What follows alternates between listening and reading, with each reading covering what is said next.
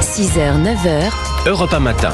7h43, bienvenue à tous sur Europe 1, l'heure du Club Culture, avec tout d'abord un roman, un classique, un incontournable de la littérature française et de l'apprentissage de la liberté, Nicolas.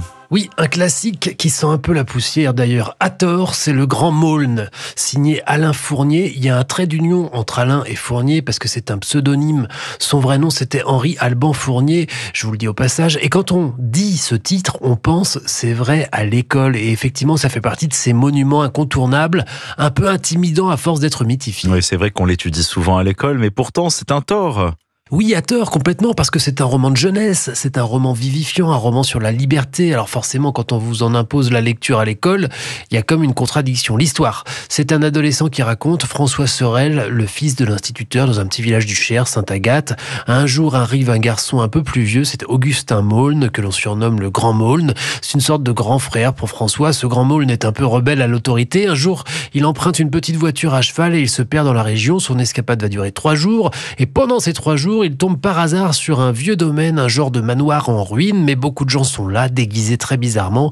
Il comprend que c'est un mariage, on attend les mariés, et pendant ce temps-là, on s'amuse. Il décide de s'incruster un peu, il rencontre à cette occasion une jeune fille magnifique, très mystérieuse, coup de foudre. Je vous passe les détails, mais on apprend bientôt que le mariage n'aura pas lieu. La fiancée s'est enfuie. Maulne rentre à Sainte-Agathe, mais il n'a qu'un seul but, retrouver ce domaine perdu, et bien sûr la jeune fille dont il ne connaît que le nom. Ah, c'est donc avant tout une grande histoire d'amour. Oui, mais pas seulement, c'est une histoire d'amitié aussi et d'aventure. François essaye d'aider Maulne à retrouver le domaine perdu.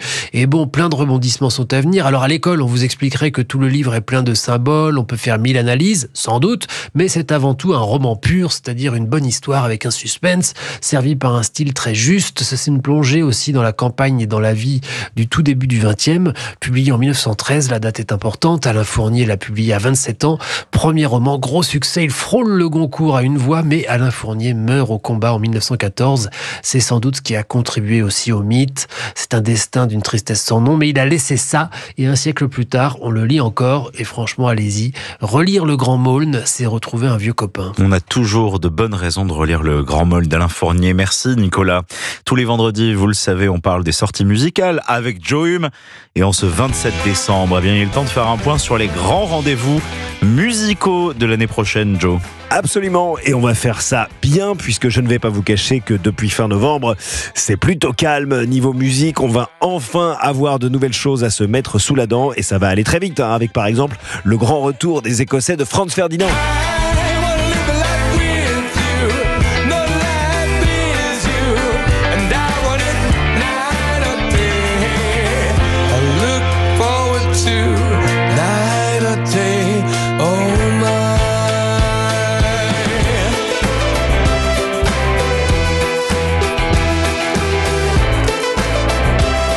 C'est le 10 janvier que sortira The Human Fear, le 6e album des orfèvres pop-rock Franz Ferdinand. Le chanteur Alex Kapranos explique que The Human Fear est une série de chansons sur la recherche d'adrénaline à travers les diverses peurs viscérales de l'espèce humaine. Ah oui, tout un programme.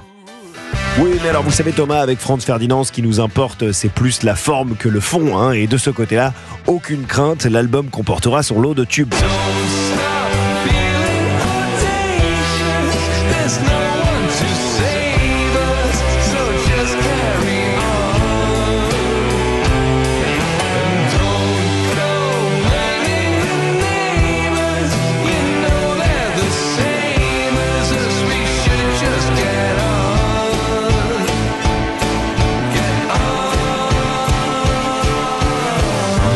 Human Fear, le nouvel album de Franz Ferdinand, prévu le 10 janvier. Quelle autre perspective début 2025, Joe ?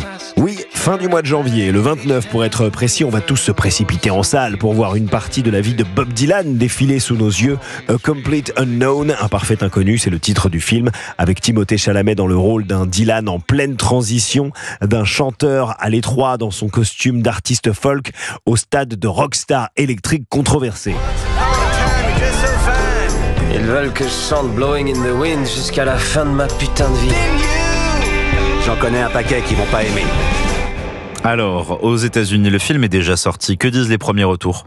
Eh bien, ils disent ce à quoi on pouvait s'attendre, hein, Thomas. Un parfait inconnu ne perce pas le mystère caché sous la carapace d'Ilan. Néanmoins, les 2 heures passées en sa compagnie restent parfaitement solides et agréables.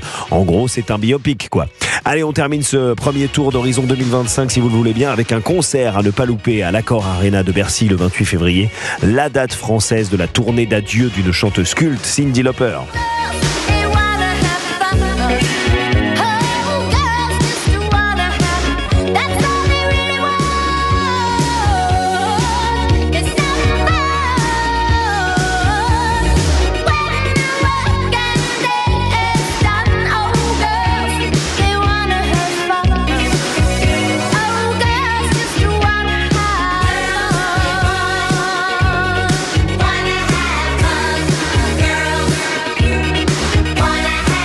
Le Girls Just Wanna Have Fun Farewell Tour, c'est le baroud d'honneur de Cyndi Lauper. 71 ans, dont plus de 45 ans de carrière, des tubes en pagaille avec Girls Just Wanna Have Fun donc, mais aussi Time After Time, I Drove All Night ou encore True Colors.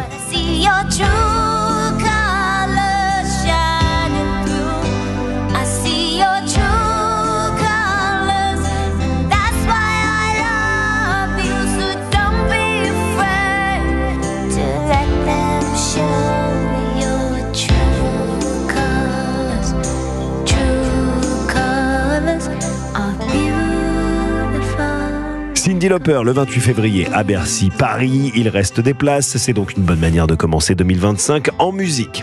Merci les amis, le Grand Moln, mais aussi donc Franz Ferdinand, Bob Dylan et Cyndi Lauper. Voilà, vous emballez tout ça, vous le mettez dans vos bagages et vous partez en voyage avec nous sur Europe 1.